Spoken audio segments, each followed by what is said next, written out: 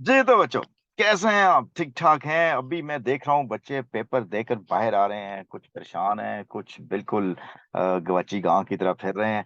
Well any how, अगर आपने ये जो इस रात पहले की वीडियो अगर मेरी देखी होगी तो आपको पता चलेगा कि यार ऑब्जेक्टिव पेपर में वही चीजें डिस्कस हुई हैं, वही पेपर में आई हैं जो मैंने डिस्कस की थी, और इसका सबूत आपके सामने हाजिर है।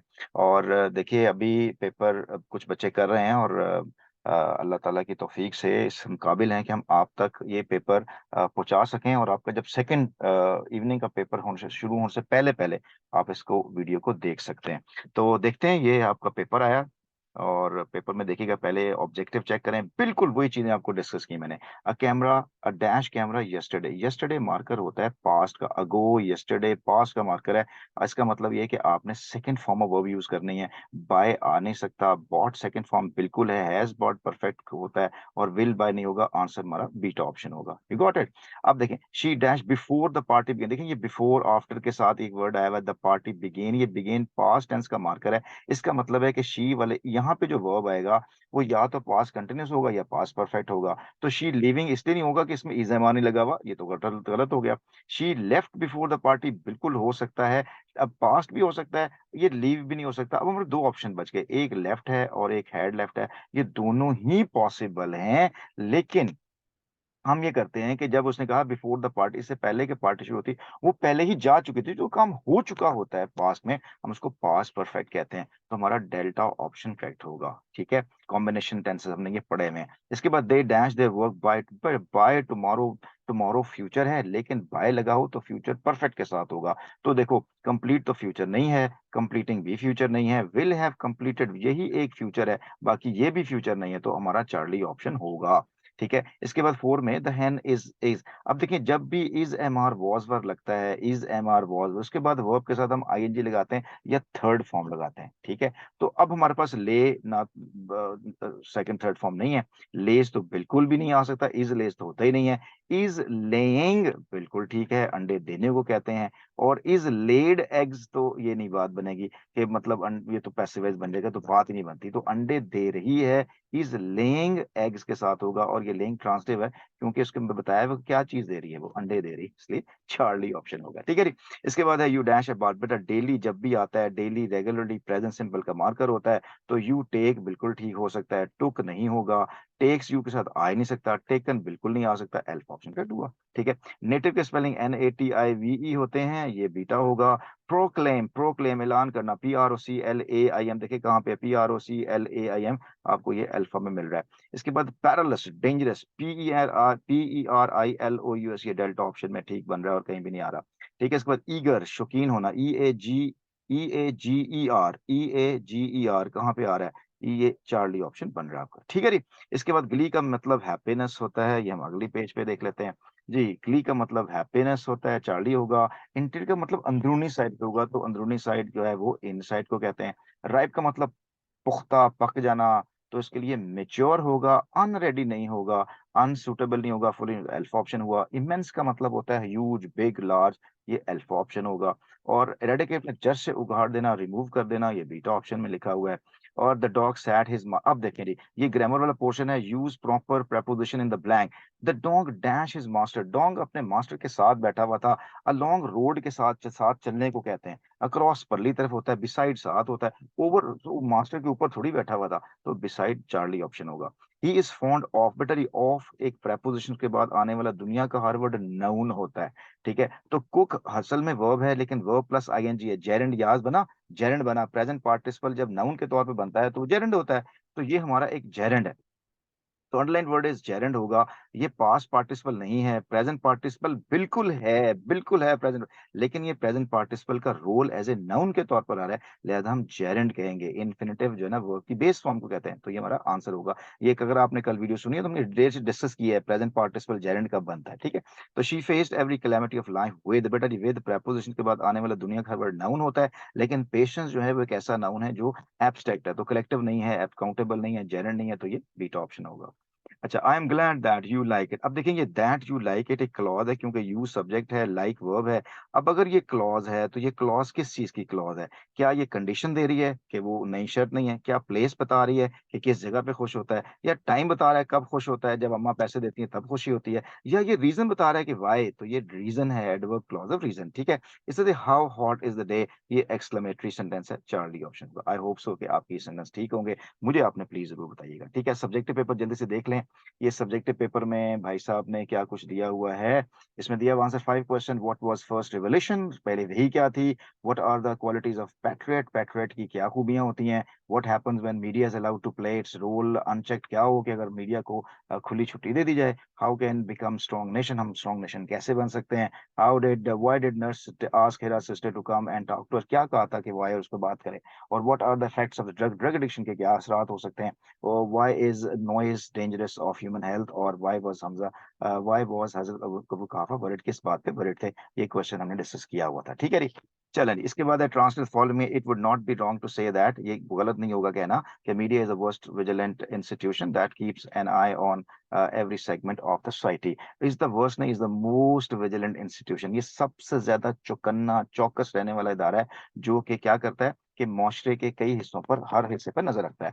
थ्रू डिबेट्स, अब मुबाहिसों के जरिए, रिपोर्ट्स, तबसरों के जरिए से, और एंड टॉक शोज और बातचीत के जरिए से, it take everyone answerable and accountable. हर किसी को ये जवाबदेही का एहसास दिलाता है और उनसे उनके किए का जवाब पूछता है कि आपने ऐसा क्यों किया। तो Quaid Azam was the man of strong faith and believe. Quaid Azam एक मजबूत ईमान यकीन के मालिक थे। He firmly believe that the new earning state of Pakistan based on Islamic principles would reform the society as a whole. Qaid Azam said Islam is the complete code regulating the whole Muslim society. ठीक है, noise pollution is one of the biggest source of discomfort stress. बेटा ये वो paragraph था जिसको हम discuss कर चुके थे पिछले पेपर के अंदर। ठीक है, चलें जी, rewrite any of the two paragraph simple English में करना है, या आप ये कर सकते हैं rewrite any two above paragraphs into simple English में आपने कर सकते हैं। ये वो बच्चे करें जिसकी इंग्लिश बहुत अच्छी होती है। हाँ जी, समरी आ गई स्टॉपिंग बाय द वर्ड्स, या आपका I wandered lonely as a cloud, या आपका ये रेफरेंस कॉन्टेक्स्ट आ गया। ये रेफरेंस कॉन्टेक्स्ट मैंने आपको वीडियो के अंदर डिटेल से लिख के दिया हुआ था। स्टॉपिंग बाय वर्ड को हमने डिस्कस नहीं किया था।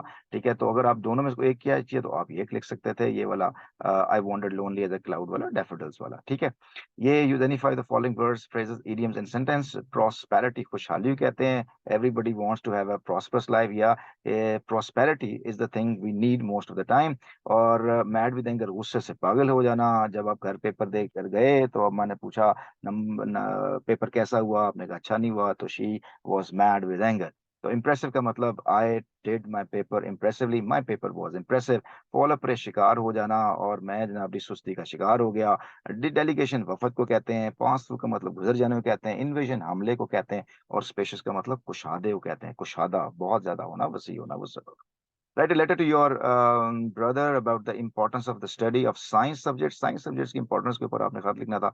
होप्स हो कि आप खत लिख चुके होंगे। और मुस्लिम ब्रदरहुड के ऊपर आपने स्टोरी लिखनी है, या आपने डायलॉग लिखने हैं वन वे के ऊपर। तो आप बताइएगा आपने इसमें से क्या सिलेक्ट किया। ले जी, लास्ट में रीड द फॉलोइंग पैसेज में। On a hot summer day a fox felt very thirsty. ये फॉक्स देखें यार, यहाँ जो बच्चे मिस्टेक करेंगे वो ये कि fox felt very thirsty. Fox जो है उसको प्यास लगी हुई थी। तो what did the got goat do, ये व्हाट डिड पास्ट है, तो आपने इसका आंसर पास्ट ही में लिखना था। तो he went about in search of water but did not what find water. At last he search a well and peeped into it.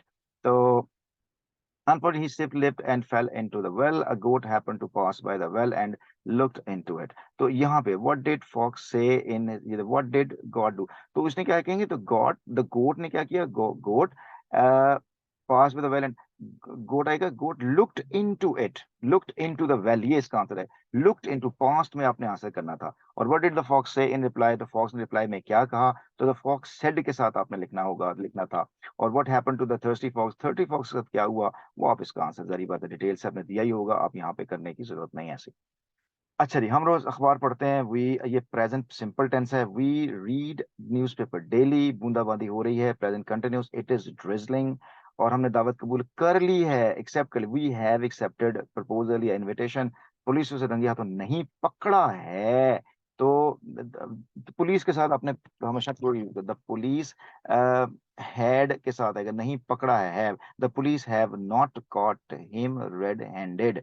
अच्छा, अब देखिए 1920 से मकान में रह रहा है। He has been living in this house for 1948 in since 1982। Year के साथ सिंस लगाते हैं। दांत साफ किए जाते हैं। दांत साफ किए जाते हैं, प्लूरल है तो टीथ इज़ क्लीन्ड, ठीक है? Teeth are cleaned in the morning, ठीक है? इसके बाद तुमने वादा पूरा नहीं किया। You did not keep your promise, did not kept नहीं, you did not keep your promise. चपरासी घंटी नहीं बजा रहा था। The peon was not ringing the bell, ठीक है? आई होप सो कि आपने ये सही किए होंगे। इसके बाद the picture is made by the day, the choice change the voice the following the picture is made by the boy.